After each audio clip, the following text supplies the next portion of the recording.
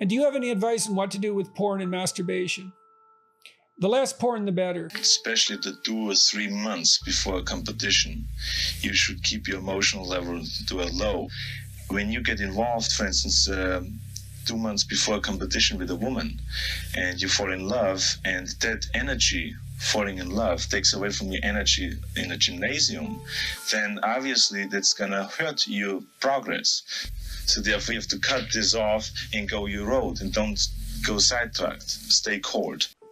It's not a good idea to employ sexuality in the services of short-term gratification. Why? Because short-term gratification is a bad strategy. Why? Because short-term gratification doesn't iterate well. Let's just say that my wife is not enjoying what I do on a day-to-day basis inside the bubble, getting ready for a game. Let's just say that. Spend a lot of time on my body for sure. To be honest with you, it makes a lot of difference. All right, yeah, buddy! Yeah. Oh, yeah! Really? Yeah, I keep as far away from it as I possibly can. So no sex when you're training? Why? It kind of makes it kind of hard to lift weights. Like the fighters, you say you go weak in the knees. Is that true? No, you weak all over. Really?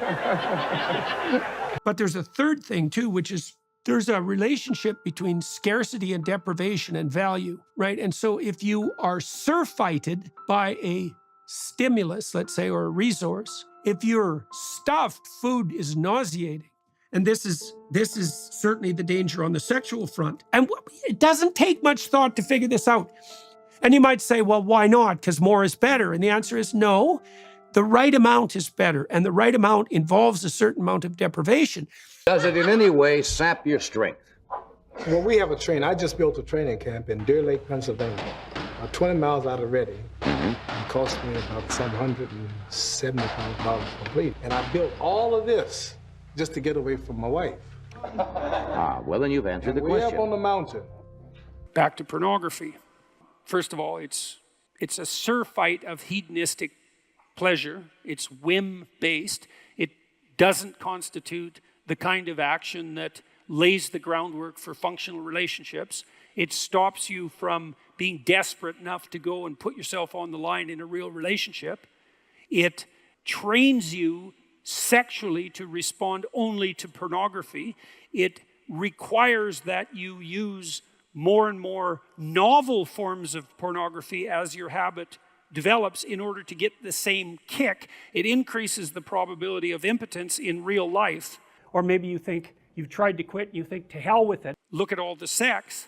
And you do that 1,000 times. Well, believe me, the to hell with it circuit, that sucker is strong. And so it's alive. And it's not like it just disappears. It can't. It's you. It's grown in there. Now, you can build another circuit to shut it down, and you can help it decompose across time by not giving it what it wants. But you're going to have to not give it what it wants in all of the multiple contexts that you've already associated with pornography. Some of you have probably smoked and then tried to quit smoking, and what you'll see is you get a craving when you have a cup of coffee, or when you're finished dinner, or when you're done having a phone call, or when you first get up in the morning, or whenever you've regularly had the drug, whatever you had the drug in relationship to. Even complex things like ending a conversation will produce a cued craving. And so then that can extinguish over time if you punishing it or not letting it get what it wants. You may have to rebuild your whole personality in order to get that thing cornered. For those curious to explore the secrets of success further, the $1.5 million Napoleon Hill book has been sold at auction and is now yours for free.